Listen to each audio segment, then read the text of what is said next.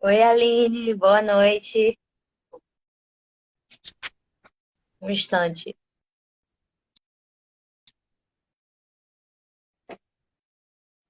Oi, tia Gina, boa noite.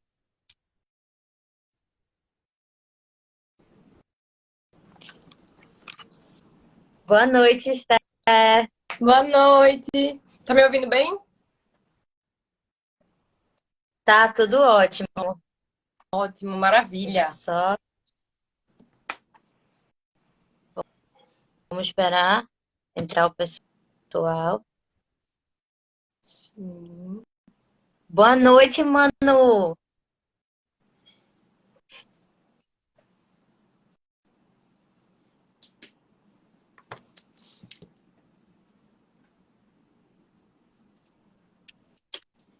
Deixa eu ver quem entrou.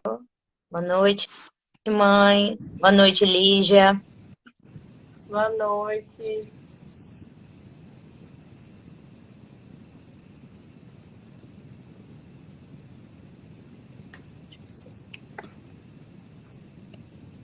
Boa noite, Lígia.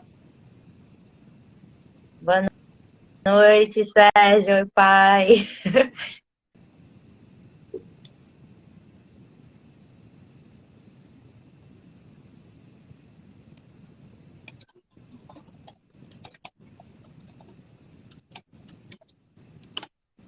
Acho que quando entrar mais um pouquinho, a gente pode dar um início.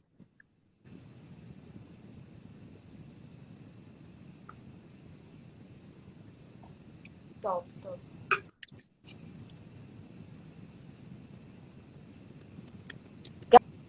Galera, eu pergunto a vocês, como é que vocês estão, hein?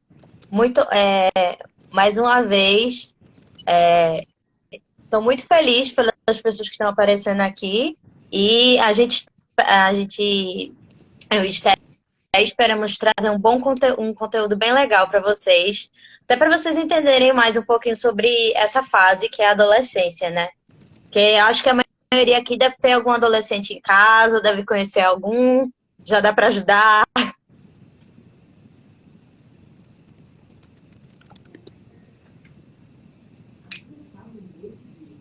Alexa falando. Ai, ai. Boa noite, Bia. Boa noite. Bom, vamos dar mais uns minutinhos que ainda são 8 horas, né, Carol? A gente espera o pessoal entrar. E aí, espera. Boa noite, tia Lu. Tá vindo só conhecida agora. Ai, ai. É bom assim que a gente se sente em casa. É verdade. Muito bom. E Lígia, né, também entrou. Boa noite. Esqueci de lhe dizer boa noite. Boa noite, Miguel. Teu irmão, né, Carol? É. Eita.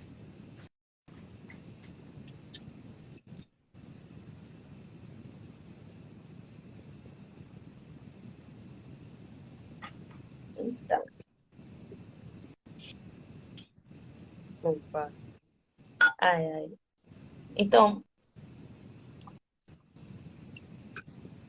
gente, eu venho perguntar, mas assim, boa noite, Caio. Eu venho perguntar aqui a vocês. Na verdade, não é nem perguntar, mas eu gosto de fazer um convite. Por favor, o convite de seguir. Esther, nossa convidada, no dia de hoje, ela traz um conteúdo muito interessante, puxado principalmente para a abordagem das terapias cognitivas comportamentais, que é algo tão importante e é uma abordagem muito linda. Isso aí, mãe, viu o aviãozinho. Pedro! Boa noite.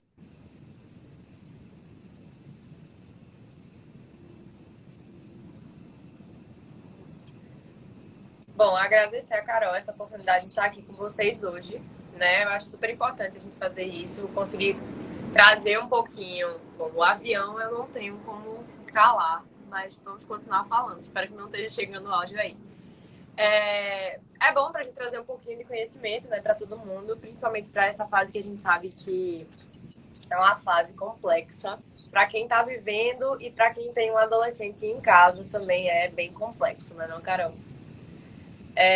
Exatamente. E vamos falar um pouquinho.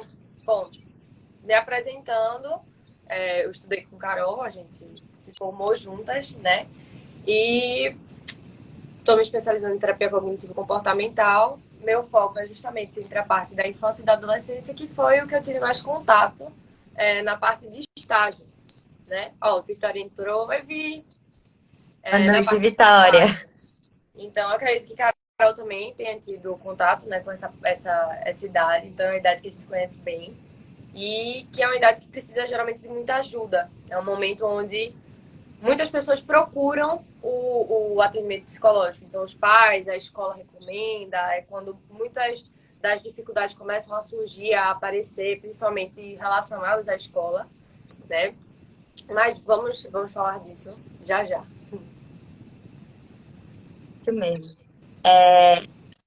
Só adiantando, gente, se vocês quiserem saber informações da gente, tá tanto no meu Instagram quanto no de Esté, trazendo nossa bio, a nossa escolha profissional, trazendo as informações.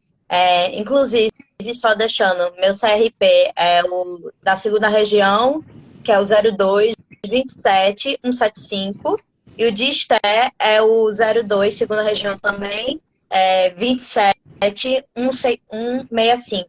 E, como o Esté falou, esse tema da adolescência é um tema muito complexo e muito necessário, porque quando a gente entende que aquele adolescente precisa ter um cuidado na saúde mental, é, tudo, tudo tem uma base de poder melhorar, de trazer o desenvolvimento das competências psíquicas daquele adolescente, né? E boa noite a todos que entraram agora, Marcele, Marcele, Bea, Gilma.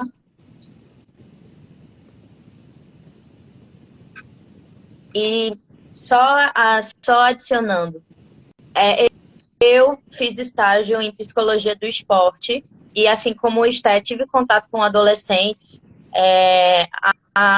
Eu foi ressaltado bastante essa questão da ansiedade, da competitividade, que talvez daqui mais uns tempos eu venha explicitar um pouco mais sobre isso para vocês. Boa noite, Hanna. E é interessantíssimo isso, porque é uma fase que a gente tem que olhar muito os detalhes. E eu acho que já é um momento bom para a gente começar, né? Então, Esther, pelo teu conhecimento, a saúde mental, qual seria a definição de saúde mental? Que a gente sabe que é algo tão importante e que é o que vai puxar dentro dessa fase da adolescência. Pronto, a gente sabe que a saúde mental ela engloba uma série de características, né? Ela não é só um nomezinho bonito que começou a aparecer agora, né? Nos tópicos de fala, principalmente da psicologia. A saúde mental ela tenta equilibrar. Também não significa que a pessoa esteja que está sempre feliz e sempre de bem com a vida. E não é isso. A saúde mental é justamente isso, é você entender que existem dificuldades, que a gente passa por situações e tentar atingir aquele equilíbrio, né, de sensações e sentimentos, de tudo que a gente vive no dia a dia, né? Obviamente incluindo o bem-estar, a capacidade de regulação emocional, de você ter o contato com outras pessoas, de conversar, de conseguir se entender, né? Então, do autoconhecimento, tudo isso é o que a gente fala na saúde mental. E ela está presente em muitos âmbitos. Ela está presente no dia a dia individual, no dia a dia em grupo, no trabalho, no hospital, na escola. Em todos esses lugares a gente sabe que é extremamente importante a gente falar sobre saúde mental. Verdade, Esther. E a saúde mental está ligada nessa questão de você recuperar desse estresse, de você conseguir contribuir para a própria comunidade e até o autoconhecimento está englobado na saúde mental. E isso é uma coisa que acontece muito na fase da adolescência, porque é essa fase de descobertas, desse período de transição entre infância e idade adulta. Então, são muitas descobertas, muitas mudanças, muitas coisas que vêm chegando rapidamente, muitas nuances. Então, é muito bonito quando a gente entende que tem que parar para pensar um pouquinho, principalmente pais, responsáveis, professores, técnicos, no caso, se esse adolescente for parte de algum ciclo esportivo, por exemplo. Sim. Então, é bastante interessante isso. Bom, trazendo um pouquinho mais da adolescência, é o que a gente falou muito na faculdade, a gente fala muito quando tá tendo prática, quando tem estágio, quando tem contato, é que os adolescentes, eles passam por mudanças sociais, de papel social, e eles passam por mudanças corporais, biológicas, tudo isso a gente vai, né, destrinchar aqui. Mas quando a gente fala sobre a adolescência, a gente começa a notar que esses comportamentos sociais, eles começam a mudar, tanto dentro da família, quanto dentro dos ambientes em que os adolescentes, eles estão inseridos. Então, por exemplo, o contato com os amigos, a questão de você querer se enquadrar, de você estar no lugar onde você quer estar presente em um grupo social, você começa a ter gostos que são diferentes de algumas outras pessoas, com quem quando você era criança aquilo não tinha tanto, não era tão divisor, né? Não dividia tanto os grupos. Mas aí você começa a gostar mais de uma música, ou de um esporte, ou de um tipo de filme. E aí você começa a migrar, né, no seu campo social quando você é adolescente, e isso é completamente normal, porque você está descobrindo suas afinidades. Mas aí vem muito a pressão de ser aceito. Então, meninos quanto meninas passam por essa situação, essa sensação de você estar tentando se integrar num grupo.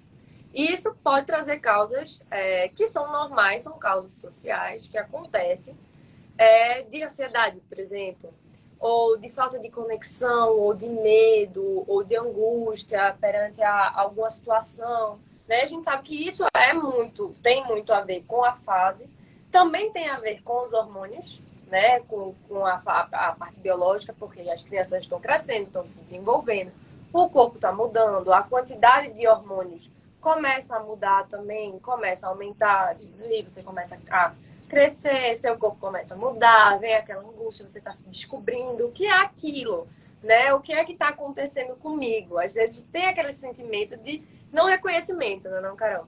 Então, você estica muito rápido, o seu corpo muda muito rápido, a voz dos meninos começa a mudar. Então, fica aquela sensação angustiante de ser um período, né, novo, de descoberta mesmo.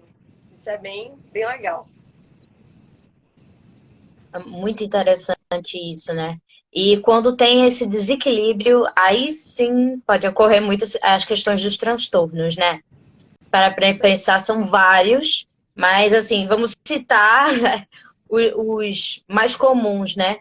Assim, temos a depressão, no caso, que é essa doença que acomete o mal do século, né? A falta de interesse, de prazer nas atividades corriqueiras, né? Ocorrem tantas mudanças, né? De apetite, sono, baixa autoestima, pensamentos negativos, beirando a pensamentos autodestrutivos ou suicidas, né? A ansiedade, que é essa preocupação excessiva com o futuro, medos irracionais, né? Que acaba se manifestando no corpo, né? Temos os transtornos de conduta, são esses comportamentos agressivos que acontecem, como você disse, o desafio, a relação com os grupos, né? Que pode acontecer. A relação Exatamente. Exatamente. É muita coisa.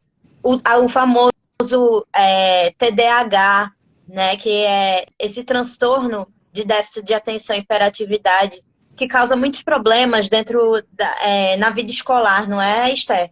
Muita dificuldade, né? Sim. A gente sabe que... Na tua experiência... Uhum. Não, pode continuar. Às vezes o TDAH, a gente tem os transtornos, né, de déficit de atenção e hiperatividade, mas a gente também tem outros transtornos que podem estar associados. Então, dificuldade de aprendizagem um pouco mais a fundo.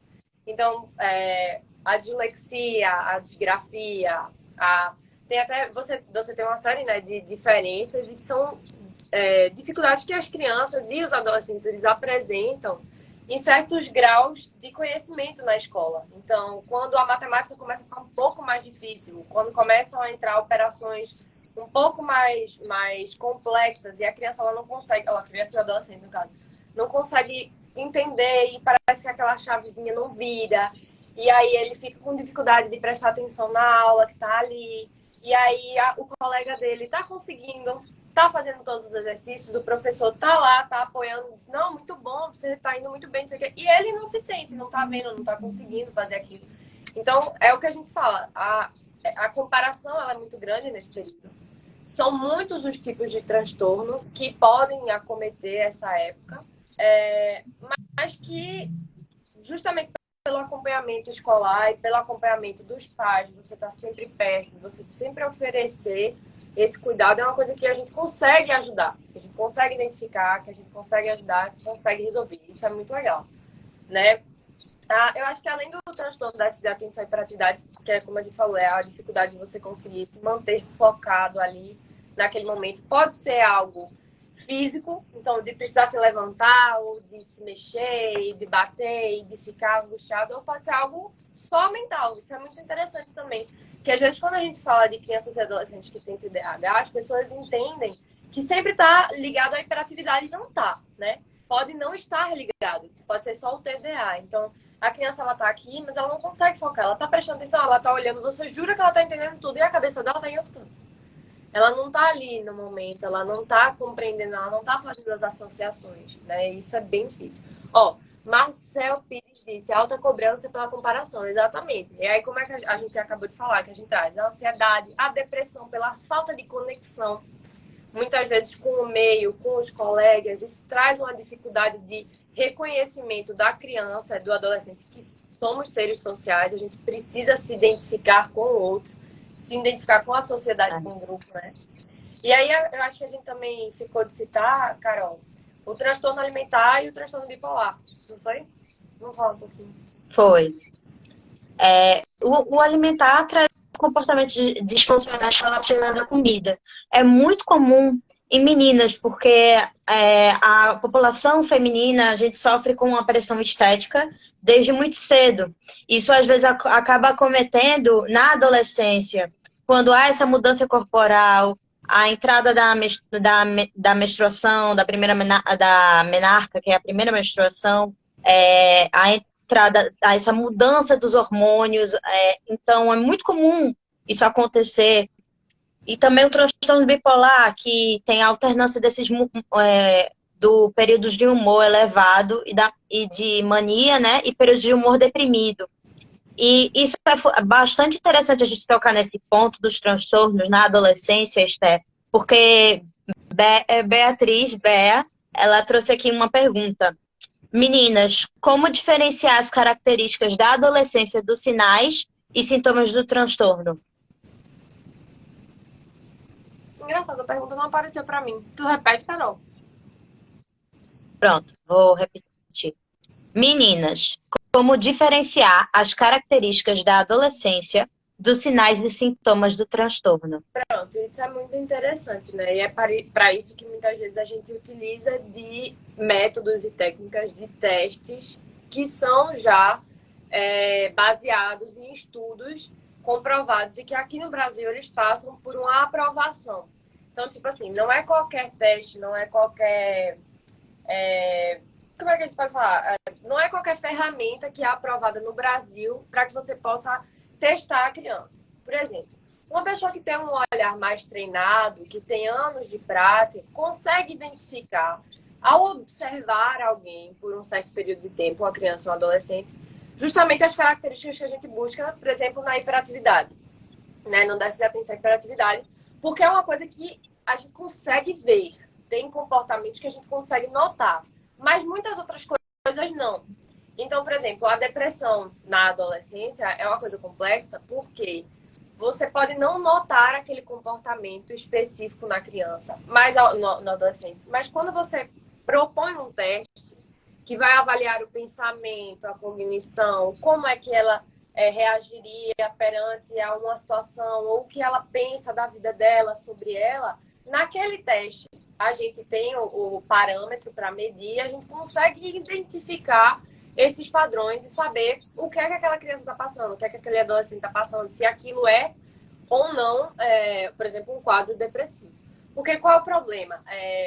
Como como o Bia perguntou, como é um momento muito turbulento, a mudança de humor, a mudança de sono, a mudança de comportamento é comum. As crianças vão passar por isso, os adolescentes vão passar por isso. Mas existe um limiar, né? Existe um limiar de tolerância ali. Então, eu acho que, por exemplo, um filme que a gente pode citar, Carol, que fala muito sobre essa parte da adolescência, é A Casa Monstro. A Casa Monstro, a gente vê muitas mudanças de comportamento. E a gente vê, então, por exemplo, a irritabilidade do menino, do protagonista com a mãe. E a mudança no tom de voz dele, da fala.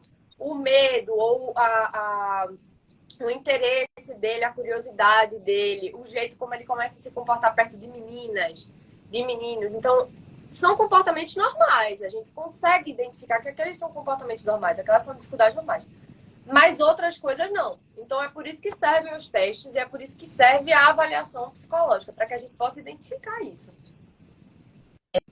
Exatamente. E a avaliação psicológica, só a gente relembrando vocês, ela só pode ser feita por psicólogos de CRP ativo. Então, tem essa importância da gente ter a ética, também você escolher um bom profissional na hora que você quiser aplicar, na hora que for aplicar o teste. Luciana, minha... Opa, pode falar, Stek, depois eu trago a pergunta. Pronto, apareceu aqui. Tem muitos pais que confundem dizendo que o adolescente fica sozinho e é depressivo ou é deprimido. Exatamente. Às vezes não, às vezes é porque o adolescente ele não tá tão... Como é que eu posso dizer? Ele não tá com paciência, por exemplo, para estar ali naquele momento com os pais. Ou a cabeça dele tá mudando em sentido ao que ele aprendeu a vida inteira. Ou ele prefere estar sozinho, muitas vezes ele tá no quarto conversando com os amigos, fazendo uma coisa que ele gosta. Não necessariamente é um comportamento, né, de uma pessoa deprimida, não. Às vezes é justamente essa identificação, essa rebeldia, essa irritabilidade que o adolescente apresenta e que é normal e que com o tempo vai passando. Então, tem uma brincadeira que eu vejo muito as mães e as filhas sempre terem, de que o período de adolescência é muito difícil para o adolescente e os pais. Mas logo depois que isso passa, quando você chega na vida adulta, os pais sempre viram pra você, quando você estiver mais velho, você vai entender porque eu tô falando isso. Você vai estar no meu lugar e você vai ver. Muitas vezes a gente escutava isso dos nossos pais quando a gente era adolescente. E quando a gente fica adulto, a gente entende o que eles estão falando, né? Mas naquele momento era impossível, a gente não se identificava com aquilo. Tem mais uma pergunta, Carol, tu lê? Sim, foram duas perguntas. Eu vou. Marcel, ele trouxe uma pergunta agora, mas eu vou trazer primeiro da minha mãe, Luciana, porque ela falou um pouco antes no chat. Ela perguntou assim: dicas meninas para adolescentes com depressão. Acho que ela quis dizer se tem alguma dica para lidar com adolescentes com depressão. Uma coisa bem interessante é a gente utilizar o tratamento psicológico, né? Mas também há outras coisas que podem ajudar. Esté, você acha que o apoio de um grupo de apoio, uma boas amizades, como é que isso ajudaria o adolescente nesse caso? Pronto. Então, quando a gente tem o caso, por exemplo, de uma criança, de um adolescente que começa a apresentar esses sintomas, quando ele começa a frequentar o psicólogo, às vezes os pais ficam sem saber o que fazer. Tipo, eu forço meu filho a sair mais do quarto e ficar mais tempo com a gente. Até onde eu devo entrar na privacidade dele? Até onde eu devo ser chato e insistir? Até onde eu devo fazer certas coisas? E aí o que eu acho que serve de parâmetro, que é interessante, faça como se você estivesse fazendo com uma pessoa da sua idade. Ou, por exemplo, como você trataria sua mãe? Se sua mãe estivesse deprimida, você ia chamar ela para tomar um sorvete, para caminhar, para conversar, para fazer isso, para fazer aquilo? Então, faça o mesmo com seu filho, né? Entenda que existem os limites. Tipo, você não pode o tempo inteiro chegar e ficar pressionando. Ah, vamos sair, vamos fazer, vamos isso. Você tem que estar mais feliz. Porque isso não ajuda, né? Muitas vezes o excesso, ele acaba sendo o pior. Então, é você sempre medir. Você faria isso com outra pessoa? Por exemplo, com seu marido. Se seu filho está deprimido. Se fosse seu marido naquele lugar, o que é que você faria? Você estaria de 5 em 5 minutos chamando ele para comer? De 5 em 5 minutos saindo com ele? Óbvio que a gente tem que entender que é um adolescente, ele ainda não é um adulto. Então, ele precisa de uma forcinha a mais. Mas a gente tem que ter esse parâmetro. Então, uma coisa interessante é você fazer programas que ele goste. Tentar trazer ele para coisas que ele gosta de fazer. Tentar entrar um pouco no mundo dele. Então, entender o que é que ele gosta de fazer, quais são os filmes que ele gosta de ver, as coisas que ele gosta de ler, os jogos que ele joga no computador. E conversar, sabe? Porque esse é o melhor jeito, você ter um diálogo com o seu filho. Ó, perguntaram aqui. Ainda há muito preconceito em relação à psicologia, até vergonha dos adolescentes. Nesses casos, o que recomendo? Certo. Quando o adolescente ele vai ter a primeira consulta com a gente explica, né, o que é a psicologia, o que é aquela consulta. Então, a gente explica que a gente não vai sair por aí contando para todo mundo o que é que aconteceu, o que é que ele achou, o que é que ele passou, o que é que ele está sentindo. Que a gente não vai contar tudo aos pais, que tem coisas e coisas, porque existe o sigilo. Então, veja, se é uma coisa perigosa, a criança ou o adolescente, a gente vai contar, porque o pai, ele é o responsável por aquela criança e aquele adolescente. Mas, vamos dizer que a criança, o adolescente tirou 5 em matemática. E aí ele vem e conta na psicóloga. Eu não vou automaticamente ligar pro pai e falar, não, você não sabe, ele tirou 5. Não é. O psicólogo ele não vai fazer isso. E sempre quando ele vai conversar algo com os pais, ele conversa com o adolescente antes, falando, olha, isso aqui vai precisar ser falado, como é que a gente pode falar? Sempre existe o diálogo. Existe também esse medo perante aos outros adolescentes próximos da escola. Então, o que é que vão achar de mim se souberem que eu estou fazendo, né? Que eu estou fazendo terapia. E é mais comum do que a gente pensa, principalmente nessa idade. Muitas crianças são acompanhadas, porque é um período difícil. E não há vergonha em ser acompanhado por um psicólogo, em estar cuidando de si, em estar tentando melhorar sua saúde mental, em estar tentando melhorar seu contato social, em estar buscando, né, por exemplo, sair de algum quadro, de algum transtorno, de algum problema. Não há vergonha nisso. E eu acho que isso é o que tem que ser sempre reforçado com eles. Vai, Carol. Temos muitas perguntas. É verdade. Que coisa boa. Inclusive, eu vou dizer, pela minha perspectiva que eu tive no estágio, a psicologia não era muito citada, principalmente a psicologia do esporte. E quando a gente tentava introduzir, a gente tem que introduzir acolhendo. Ou como é o meu Instagram aqui, Psiconchegar. A psicologia aconchegando. A gente tentar compreender, tentar trazer isso para o adolescente de uma forma tentar se conectar, como a gente se conectaria com qualquer outra pessoa. Sim. Por exemplo, eu gosto muito da animação da cultura japonesa, né? Uma coisa que eu utilizava era justamente tentar fazer alguma relação entre algum personagem para tal situação, né? Então isso pode acontecer também, né? Porque é uma coisa que também está no cotidiano deles. Eles se identificam muitas vezes com isso que a gente traz da cultura pop e de coisas que eles têm contato no dia a dia, porque eles se identificam com aquilo. Imagina, é uma coisa que você está vendo e quando você faz uma comparação, pode ser que até o adolescente perceba aquilo, aquela mudança, aquela diferença, né? Isso é bem legal. Isso mesmo. E olha, Luca falou aqui uma coisa. Meu irmão de 13 anos está nessa fase. Tá chato demais. Olha aí, Esther. Tá vendo? E aí a gente às vezes confunde. Fala que a criança tá chata, tá dando trabalho, que mudou muito. Que aquele menino que tava sempre grudado com a mãe, que era super carinhoso, hoje não quer grude, não quer que a mãe dê um beijo na frente dos amigos, não quer que a mãe abrace. E, gente, é normal.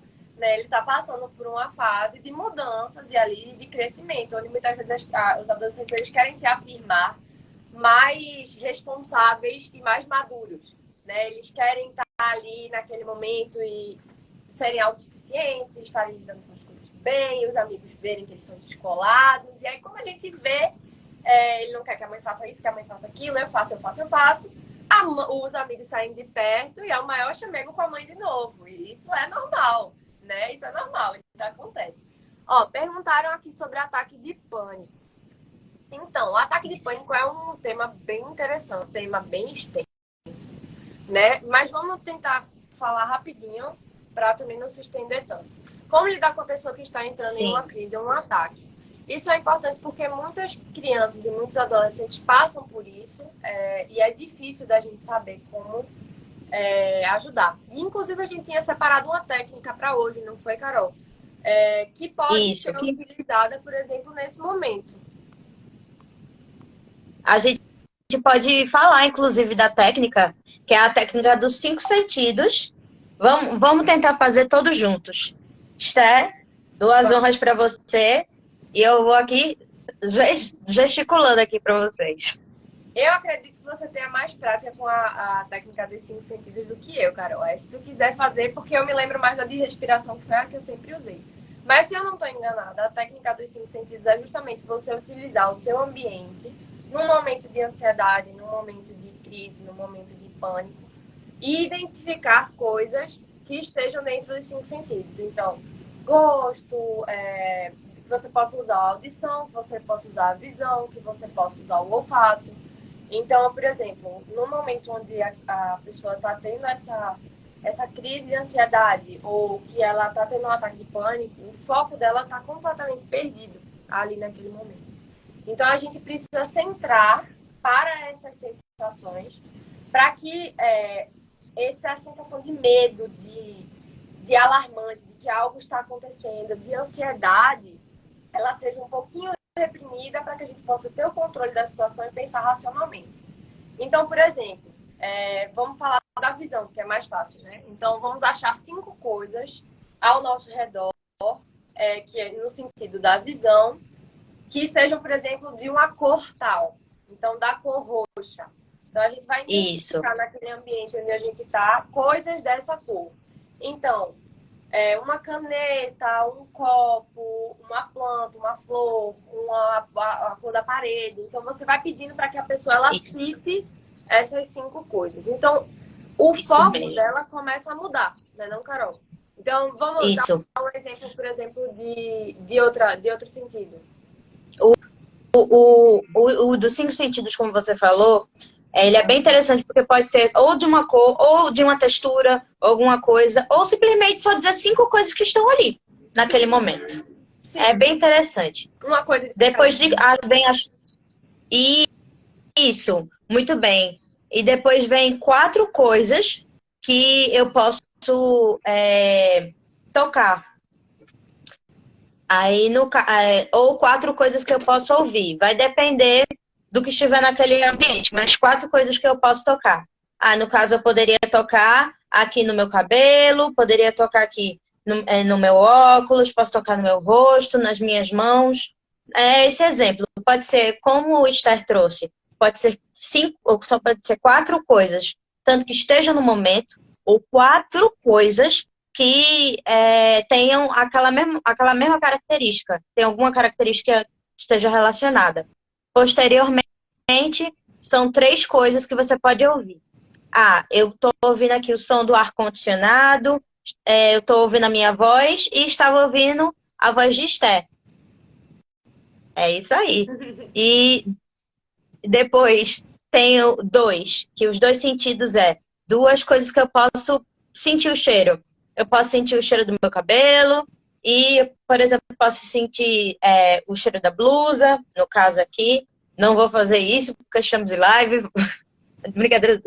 E você vai pegando naquele ambiente porque aquele foco do momento vai sair. E, por último, uma coisa que eu posso sentir o gosto. Eu posso sentir o gosto agora do momento. Mas se você tiver uma água, ou uma balinha, ou algo naquele momento, coloca e pede para a pessoa descrever. Lógico, para não se engasgar, mas depois tem isso. E assim, posteriormente, podemos aplicar a técnica da respiração, não é, Esther?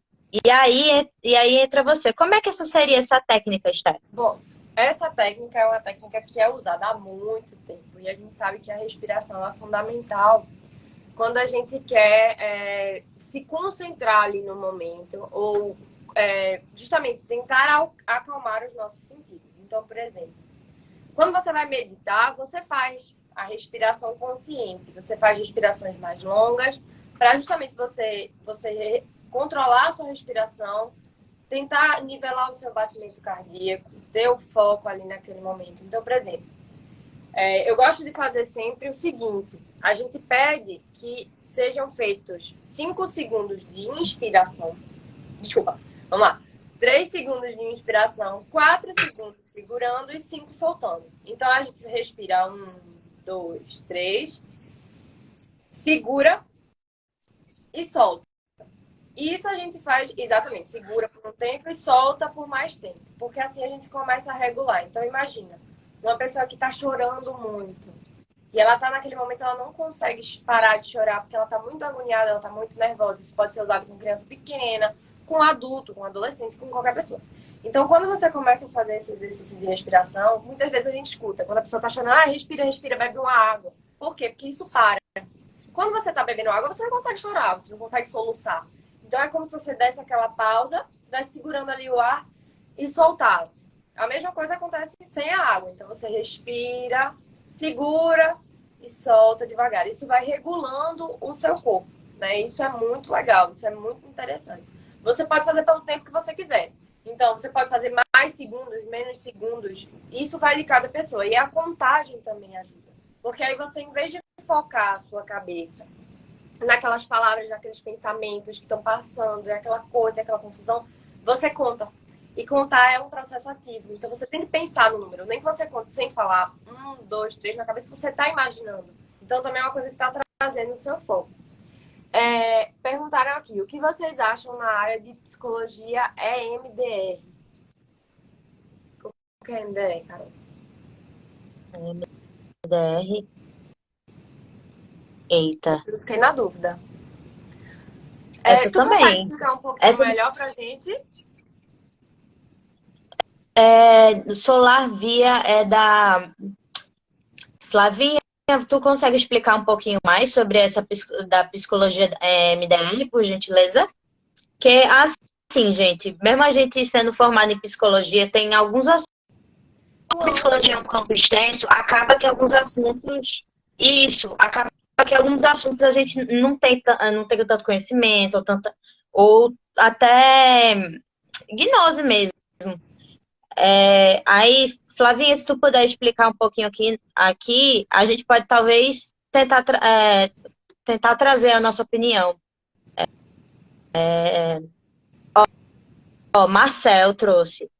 Minha irmã tem extremo preconceito com a psicologia. Ela diz que é coisa de doido e por isso se recusa a falar sobre.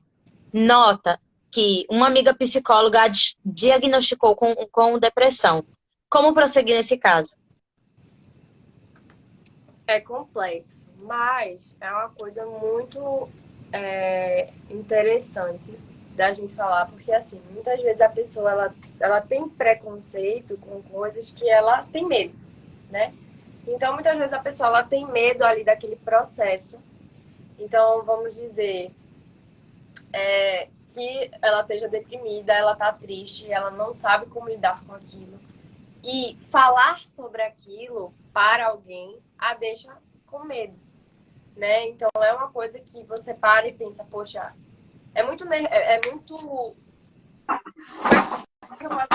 Você se sente muito vulnerável quando você conversa com o outro sobre coisas suas. E isso é completamente normal. Então, muitas pessoas elas têm esse preconceito com a psicologia, não é porque elas acham que a psicologia não funciona ou que a psicologia é palhaçada, não sei o quê. Não, mas é porque elas têm medo daquele ambiente, de se abrir, de conversar, de expor a vida delas às pessoas, né? Ou a outra pessoa. Isso aqui é muito complexo. Então, o que é importante é que você propõe a ela, vamos tentar uma vez. Não, uma vez não vai mudar, se você não quiser, você não volta, não é uma coisa que você vai ser obrigada a ir. Você pode escolher o profissional, com quem você gostaria de se consultar, você prefere uma mulher, um homem, Ou mostrar, por exemplo, as abordagens, né, Carol? Como elas são diferentes em cada aspecto. Então, tentar trazer o conhecimento para tirar esse medo que a pessoa tem, porque muitas vezes é medo. Ó, falaram aqui, significa dessensibilização e reprocessamento através do movimento dos olhos. Interessante, eu nunca ouvi falar. Vamos ler, eu vou pesquisar sobre isso, porque parece uma coisa muito legal. Exatamente. E Caio, ele trouxe aqui, quer dizer, Flavinha trouxe aqui, que é com a máquina de vibração, e Caio trouxe, que é uma nova abordagem psicoterapêutica que desbloqueia memórias dolorosas através de estimulação bilateral do cérebro. Pronto, legal, Bem massa. interessante isso. Bom, Legal. não sei se Carol ouviu, mas eu ainda não tinha escutado. Mas a gente pode procurar e falar mais sobre isso. Se vocês tiverem interesse, a gente pode fazer sim. Isso. Pronto, podemos pensar se vocês quiserem. Eu vou aqui só ler uma frase de Bruna que ela trouxe aqui. Da nossa psicóloga Bruna Farias.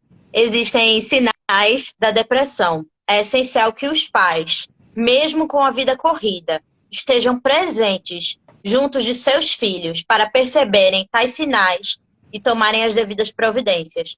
É bem interessante isso, porque o apoio parental, o apoio pode ser dos pais ou dos responsáveis do adolescente, no caso, é essencial no cuidado afetivo, no desenvolvimento de boas relações. Então, é muito importante ter essa conexão. Inclusive, eu acho que um filme que debateu bastante essa questão da conexão de pais e filhos é um filme de terror que lançou nesse mês de janeiro. Megan, eu assisti com o Miguel e Miguel está aqui na live e apesar de não ser um terror assim, um terror bem leve, de certa forma ele traz uma crítica. Porque para vocês que gostam de terror, ou melhor, um terri, se alguém aqui gostar da live, eu acho que vale a pena. Porque ele traz, de certa forma, uma crítica a essa questão como as máquinas, como o tempo de tela, e a questão dos pais. De você, muitas vezes, alguns pais, como a tia da menina no filme, delegam, né, essas responsabilidades afetivas para máquinas. Por exemplo, quantos adolescentes hoje em dia vivem, praticamente dormem com o celular do lado? Então, isso também é um ponto a gente tocar. Também, até que ponto aquele aparelho pode ajudar. Então, vale a pena para vocês, para os adolescentes, porque até se conscientizarem também, porque é importante a gente estar tendo uma vida equilibrada, né? E a gente pode tornar as máquinas um aliado da gente, mas de forma equilibrada. O que você acha, Esté, sobre isso?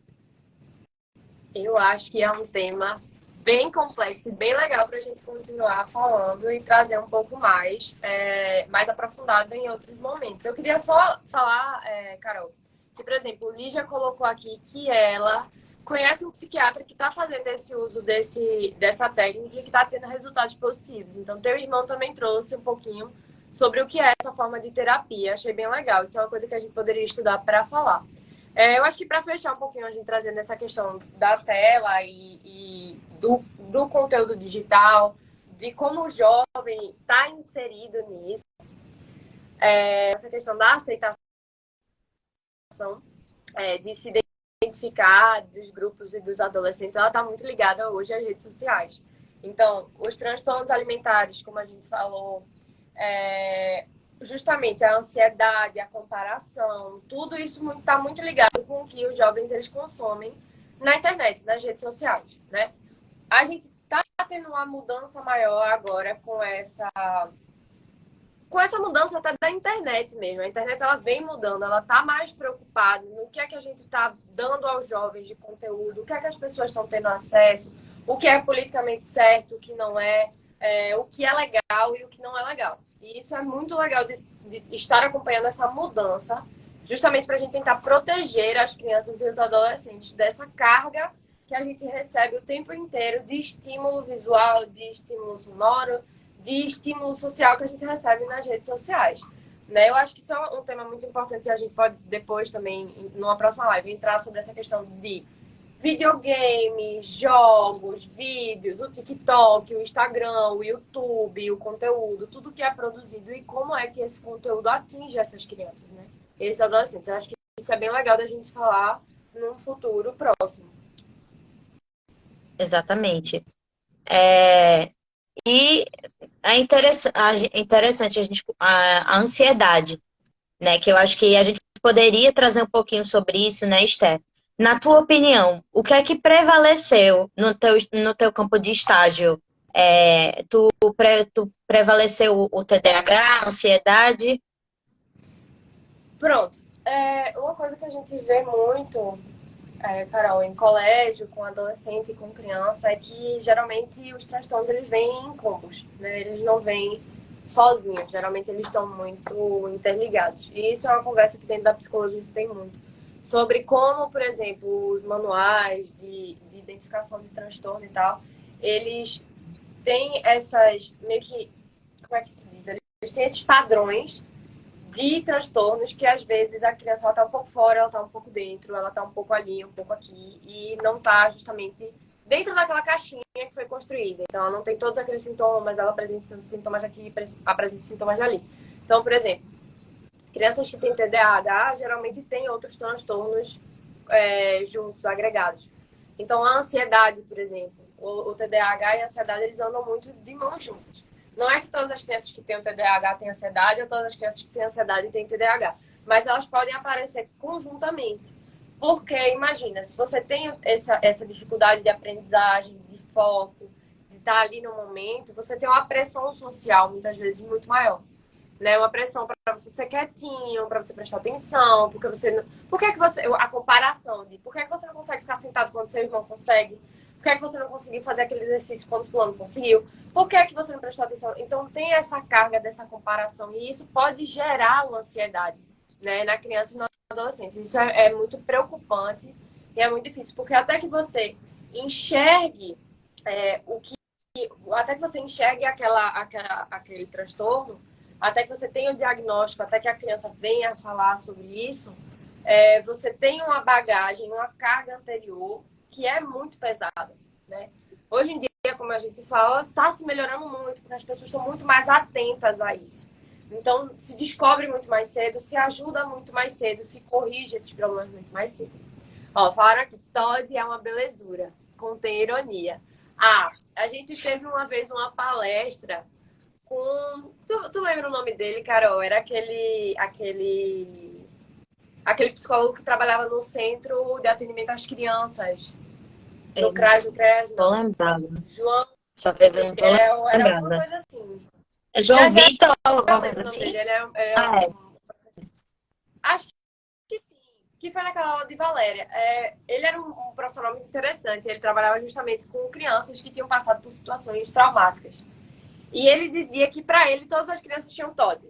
Em algum momento, em algum grau. Porque todas as crianças... TOD, para quem não sabe, é transtorno opositor desafiador. Que é quando a criança ela não entende regras, ela não entende papéis, ela não entende hierarquia. E ela tem essa dificuldade, ela bate de frente. E não, e esperneia, e grita, e quer, e muda e tal. Isso é muito comum. Qual a criança que não bateu de frente com a mãe, com o pai, ou que fez uma coisa escondida, ou que não concordou com tal regra? Mas a gente sabe que TOD é um transtorno um pouco mais sério e um transtorno bem interessante e muito importante de ser diagnosticado e estudado, porque ele pode ter consequências no futuro que são bem dramáticas, né, Carol? Então, mas Exatamente. muitos assuntos. Eu acho que a gente podia trazer um Verdade. pouquinho, Carol, da ansiedade, da depressão, só algumas características, só para que a gente possa ajudar o pessoal a identificar, caso Isso. tenha alguém Sim. próximo que esteja passando por isso, fazer a identificação de alguns filmes para ajudar e terminar. O que é que tu acha? Para a gente também não se Isso. estender tanto. Perfeito, perfeito. A ansiedade, né, Esther? Acho que podemos ver esse medo intenso, essa preocupação excessiva com situações ou eventos que geralmente não são concretos, ou seja, não tem possibilidade de acontecer, na maioria das vezes. Esses pensamentos repetitivos, obsessivos, evitação de situação que causa ansiedade, tem essa desregulação no sono, no apetite, uma fadiga, um cansaço, a dificuldade de você controlar a ansiedade, porque a ansiedade faz parte da gente. Mas o transtorno da ansiedade é quando ela está em outro nível, ela já está de forma mais intensa, a ponto de estar afetando todo o corpo. E isso, tem casos que há adolescentes que têm dores de cabeça. Isso, tem casos de adolescentes que têm muita irritabilidade, dores de cabeça, dores musculares, diferença de humor, dificuldade de concentrar. Então é importante ter essa sensibilidade para verificar. No TDAH, quais sintomas você diria assim, que são prevalentes, Steph? Eu acho que a gente deve prestar mais atenção justamente sobre esse retorno que a gente tem, por exemplo, de ambiente. Né? A gente sabe que o transtorno da atenção e hiperatividade ele pode ser aparente em alguns momentos e não ser em outros. Não significa que a criança, quando ela estiver fazendo uma coisa que ela gosta muito, tipo de ver TV, ela vai perder completamente o foco na TV. Não, ela tem. Muitas vezes ela pode ter até um foco na TV que ela não tem mais nada. Num jogo que ela não tem em outro momento. Então, o que eu acho que a gente deve prestar atenção sempre é como é o comportamento dessa criança em momentos que são de aprendizagem, porque a gente vê muito do transtorno do déficit de atenção nessa parte da aprendizagem, mas notar também como é essa criança, como ela se comporta ali no ambiente. Então, ela se levanta muito, ela é muito agitada, ela muda de assunto muito rápido, ela parece não ter foco. Então, a gente tá fazendo uma coisa aqui, do nada ela tá fazendo outra coisa lá, e daqui a pouco ela tá fazendo outra coisa, e ela começa muitas coisas e não termina as coisas que ela começou. Ela se sente muito cansada de repente, porque a cabeça dela tá 1 milhão e ela não consegue prestar atenção em nada. E aí ela se sente desmotivada. Todos esses são sintomas de TDAH que são muito importantes, né? Que mais? Deixa eu pensar. É mais ou menos isso. Você esquecer, você ter dificuldade de organizar tarefas, você ter a hiperatividade. Todas são questões que estão muito interligadas e que às vezes elas aparecem juntas, né? Que a gente não consegue dividir certinho, então elas aparecem juntas. Carol, eu acho que alguém falou aqui, ó. Foi Solar novamente. Ela perguntou se não é mais comum em adolescentes, já que crianças geralmente são mais comportadas. É aí que você se engana. Nós temos aquele famoso meme, Carol, do menino. Como é aquele menino agitado que todo mundo conhece, que é o menininho com aquela roupinha, com um sapatinho específico, sorrindo, mordendo alguma coisa. Tem um meme que é assim, que são várias fotinhas que identificam aquele menino que geralmente é muito agitado. Sim. Geralmente, as crianças, elas têm dificuldade, elas estão aprendendo o papel social, elas estão aprendendo as regras do que é certo e do que é errado. E, às vezes, elas não têm a cognição ainda para bater de frente. Mas elas batem de frente de maneira diferente. Tipo, por exemplo, agora é hora de almoçar. Exatamente. Não é hora de comer doce. E aí o menino levanta, você tá dando a comida aqui pra ele, você tem que estar no pé, você tem que estar pedindo, não, vai comer agora, vai sentar, é aqui, aqui, aqui. E aí o menino vai e ele começa a levantar. E aí ele vai ir pra perto da cozinha, e aí ele começa a abrir um doce, e aí do nada, quando você vê, ele tá comendo biscoito, não tá nem aí pra você que tava dando almoço pra ele. E começa a rir da sua cara. E você fica... Significa que a criança tem TOD? Não. Mas é um comportamento onde ela tá se opondo àquilo que você tá mandando. Então, você pode identificar esse comportamento desde cedo, não é necessariamente na adolescência, mas muitos dos transtornos, eles são mais fáceis de identificar na adolescência, porque na adolescência, a parte frontal do cérebro, ela já está mais desenvolvida, então a criança, a parte do cérebro em geral, né, o cérebro em geral, ele já está bem mais desenvolvido, já está começando a formar, já está perdendo aquela plasticidade e está começando a formar já as coisas centrais da criança. Então, é uma coisa importante justamente a gente pensar isso. Que no adolescente é muito mais fácil a gente identificar, porque o adolescente se comunica melhor. Ele sabe bater, então, logo de frente, de uma forma mais efetiva. Ele sabe justamente o jeito como tirar você do sério, como contradizer o que você está dizendo. Ele vai buscar coisas para ir contra você. Isso é uma coisa bem interessante, mas eu acho que a gente pode falar mais depois. Acho que a gente pode Isso. dar as indicações de filme, né, Carol, pra gente Sim, encerrar. sim, para fechar, isso mesmo. Então, eu para indicar, como vocês sabem que eu gosto muito da cultura pop asiática e eu queria trazer um pouco um anime e um dorama, que dorama é uma novela coreana, que trazem desse aspecto é, de transtornos mentais. O anime é A Voz do Silêncio, que trata sobre depressão, ansiedade, principalmente nessa questão do ensino médio, na adolescência. Então, vale muito a pena. E também trata de outros temas como bullying, suicídio. Vale muito a pena. É algo bem sensível, bem interessante. E como dorama, eu gostaria de indicar Tudo Bem Não Ser Normal, que também traz essa questão, mas traz bastante do autismo na fase adulta e transtorno de personalidade antissocial. E também outras questões relacionadas à saúde mental, até o trabalho, você vê um pouquinho do trabalho psiquiátrico, psicoterapêutico também. Então é algo muito legal, algo mais adulto, porque os personagens são adultos, mas vale também a pena vocês darem uma olhada. Esté, tu tem alguma indicação? Eu pensei até numa série que eu gosto muito, justamente, que trata dessa parte da adolescência. A gente sabe que tem muitas séries que falam sobre adolescência. Mas é uma série que eu gosto muito, porque eu acho que trata de assuntos, justamente, para psicologia muito, muito legais. Trata sobre o autismo também. É Atypical. É uma série da Netflix, né? É Atypical, como se a gente escrevesse em português, mas é um Y em vez do I. E é uma série muito interessante, porque ela traz essa dificuldade que um adolescente autista ele enfrenta na escola. Mas ela também traz todas as pessoas que estão ao redor desse adolescente, todas as mudanças que os adolescentes estão passando ali na escola, pessoas que apresentam transtornos ou pessoas que não apresentam transtornos, e como é essa conexão e essa comunicação entre elas. E é uma coisa muito legal. Ó, o Caio disse, tipo, é muito legal. Bea falou, Tudo Bem Não Ser Normal é uma série com muitos aprendizados, mas é mais para adultos devido ao tema ser sensível. Boa, Isso, isso é uma por coisa. isso que eu trouxe. A gente tem Isso, muito bem. outros filmes também que são voltados justamente para o público adulto, mas que tratam muito sobre essa conexão do pai e do filho. Então, um filme que é muito bom é aquele Doce Menino. Tu lembra? Tu sabe que filme é esse, Carol? É com o Timothée Chalamet. Puxa, eu não sei falar o nome dele. Desculpa. Já sei, Mas sim. deixa Acho que isso mesmo.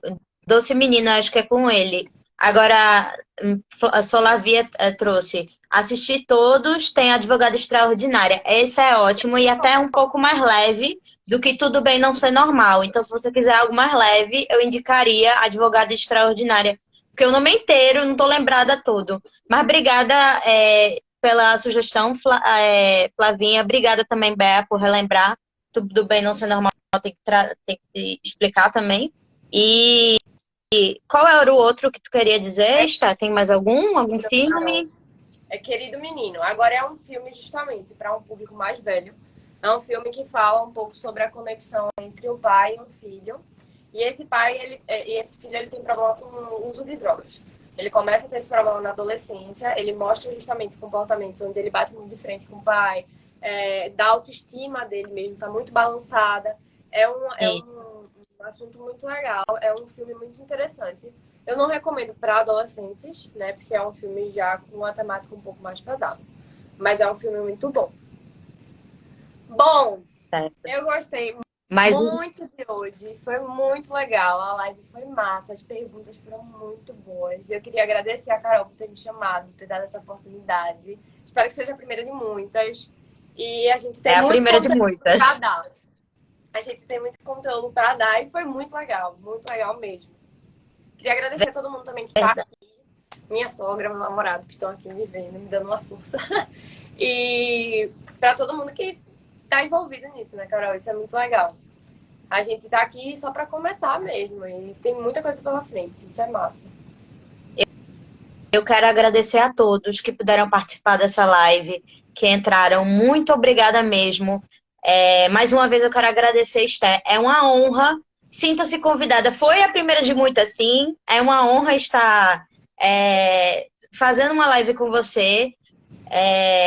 Haverão muitas ainda com outros temas e estamos aqui para ajudar. Porque acho que o lema aqui do Psiconchegar é justamente isso. É psicoaconchegar, a psicologia aconchegando o outro. A gente está aqui, então espero que tenha sido um ambiente muito aconchegante para você e para vocês que puderam participar. Muito obrigada a todos. Uma boa noite e um beijinho aqui, um coraçãozinho coreano para vocês. Adorei, Coreano, adorei. asiático, enfim, é para vocês. Beijo, gente. Beijo. Tchau, até a Tchau, próxima. tchau. Tchau.